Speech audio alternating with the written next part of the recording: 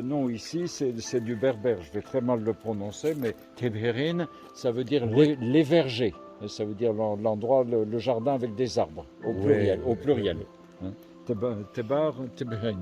Tibhirin. Tebherin. Voilà. Ah, j'arrive jamais à bien prononcer. Voilà, le jardin il est en bas, c'est là où il y a les 8 hectares où maintenant on a planté 1600 arbres fruitiers. Il y a les pommiers, les poiriers, les pruniers, les plaquemines, les carmousses et tout ça pour faire, c'est avec ça qu'on fait les confitures. Et pour arroser le jardin, il y a la source qui est ici. Alors la source qui est là, elle vient de la nappe phréatique et elle monte toute seule, il n'y a pas de moteur. Donc elle coule pas beaucoup, mais elle coule toujours pareil. Toute l'année elle coule toujours pareil.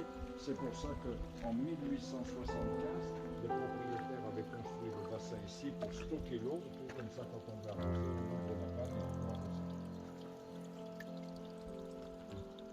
Et là, la porte qui est au-dessus, c'est quoi? Ben maintenant, on a la chance, il y a le frigidaire dans la cuisine. Mais quand il n'y avait pas le frigidaire dans la cuisine, à quel endroit c'était frais? Ben là où il y a de l'eau fraîche, parce que l'eau qui coule ici, elle est très fraîche, elle est à 12 degrés. Elle est très bonne à boire aussi. Hein. Si vous voulez simplement la toucher et tout, vous pouvez la toucher. Hein. Bien sûr. Et à l'intérieur, il y a le tuyau qui part pour l'école. L'école, elle est en bas. Et il y a le pot de là où elle arrive. Si vous voulez la prendre, c'est là, parce que en bas, il y a déjà de la poussière et tout un peu dedans. Mais c'est là où elle arrive. Et oui, hein. Ah, vous voyez, nous, si le frigidaire tombe en panne, on a toujours le frigidaire naturel bio de secours. Ici, il n'y a pas de problème.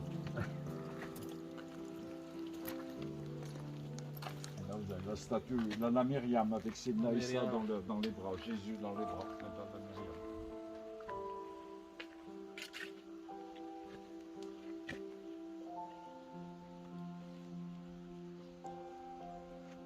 Alors, elles peuvent toujours fonctionner. Si on tire sur les cordes à l'intérieur, elles fonctionnent. Ouais. Mais en 1990, le Wali avait demandé que les cloches ne sonnent plus parce que les cloches, on les entend très loin, ça fait beaucoup de bruit. Donc il a dit pour pas déranger certains et tout, il faut plus sonner les cloches. Donc maintenant, nous on fait tout de même sonner les cloches une fois par an. La grande fête chrétienne, hein, c'est le jour de Noël, l'anniversaire de la naissance de Jésus, Sidna Issa, le 25 décembre, à midi, on fait sonner les 2 cloches pendant 5 minutes. Et les voisins, ils disent « Oh, on dirait que les moines sont revenus ». Parce que les voisins, ils ont toujours gardé le souvenir des cloches, ils n'ont pas oublié. Donc les cloches sont toujours là. Le bâtiment qui est ici, avant les moines, c'était l'écurie. C'est là où les propriétaires mettaient les chevaux pour aller travailler dans les champs. Les moines, quand ils sont venus, c'est là ils ont réaménagé, c'est là qu'ils ont fait la première salle de prière en attendant de construire la grande canissa derrière. Le bâtiment qui est là, les petites fenêtres qui sont en haut, c'est les chambres de moines. 2 fenêtres, c'est une chambre. Oui, les chambres sont petites toutes en longueur. Il y a juste la place pour un lit et une chaise à côté pour mettre les vêtements avant de dormir. C'est tout.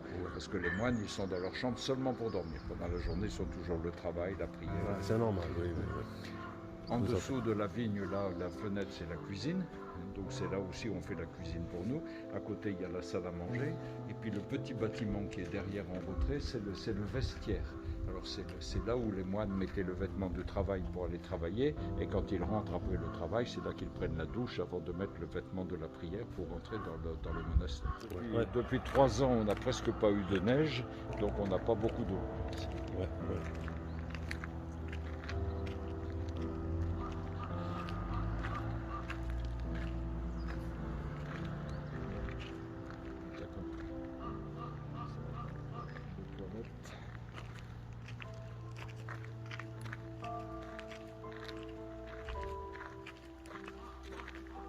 Ça, c'est les marrons, c'est un marronnier, alors ça se mange pas. Hein.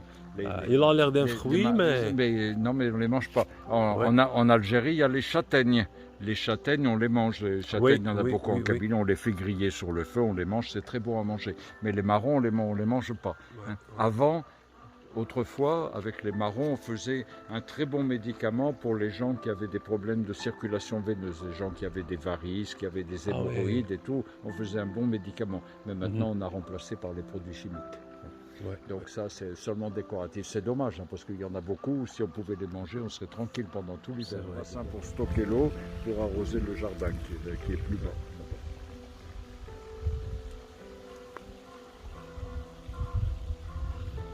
خاوتي واحد الكالم فريمون.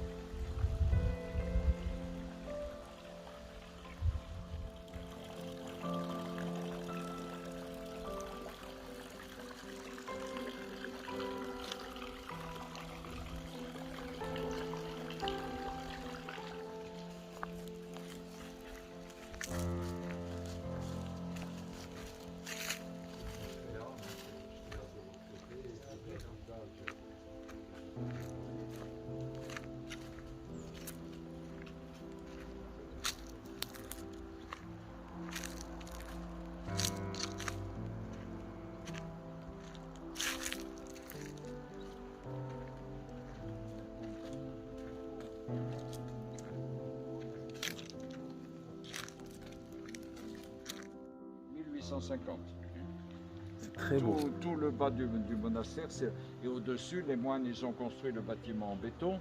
Et ici, vous savez, de temps en temps, la terre, elle bouge un petit peu. Dans la région, 2-3 fois par an, on sent que ça bouge un peu. Si vous regardez le bâtiment en béton, il n'y a pas une fissure. Pourquoi? Quand la terre bouge, c'est le bâtiment traditionnel en pierre sèche qui fait amortisseur. Et au-dessus, ça bouge pas. C'est beau.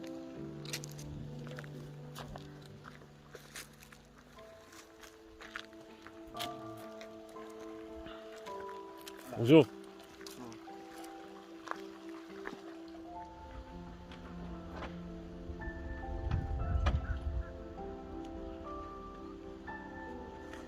Et entre Alger et Tipaza, les moines ils sont arrivés en 1843 et en 1904 ils sont partis. Pourquoi? C'est des problèmes entre le gouvernement français et les catholiques. Il y avait beaucoup de problèmes à ce moment-là. Quand ils sont partis, maintenant c'est la forêt Bouchaoui, c'est la trappe, c'est des logements à Alger, c'est le grand Alger.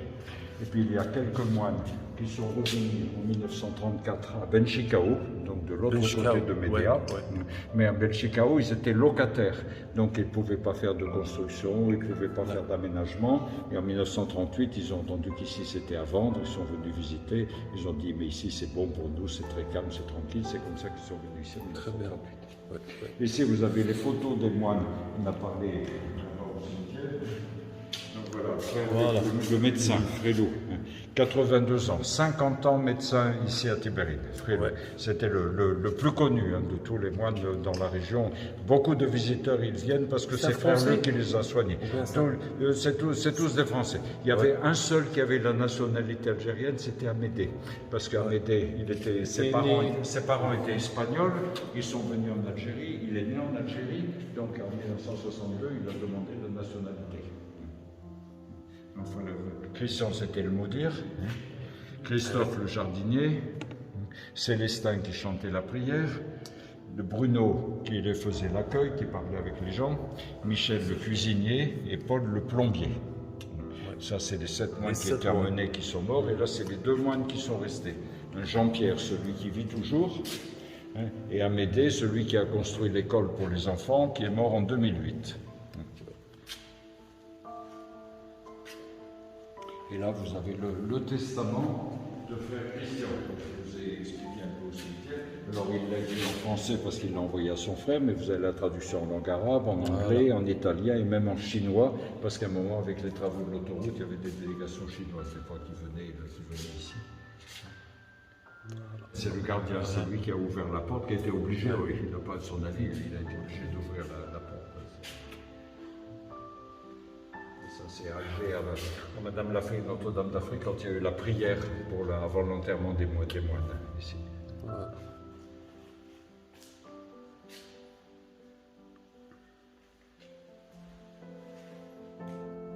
on a les visites, un peu partout. Américain, même l'Australie.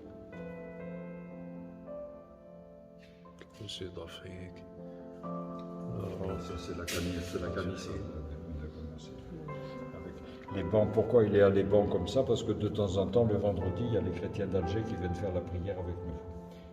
Alors vous allez dire, mais normalement, les chrétiens, ils font la prière le dimanche. La messe, c'est le dimanche. Oui, mais en Algérie, le dimanche, on travaille.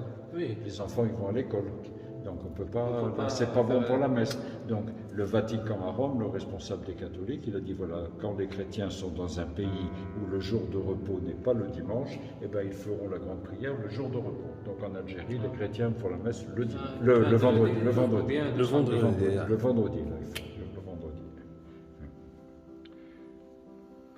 Ben, pourquoi pas? Parce que d'après ce que j'ai compris, des fois il y a des gens, ils ont le repos vendredi et samedi, mais il y en a d'autres, ils ont le repos jeudi et vendredi. Du matériel, vieil appareil de photo, le standard téléphonique avec la manivelle pour appeler la poste. Dompter, les graines elles tombaient une par une. Ça, là ça ouvre la terre, la graine elle tombe derrière et ça ferme la terre par-dessus.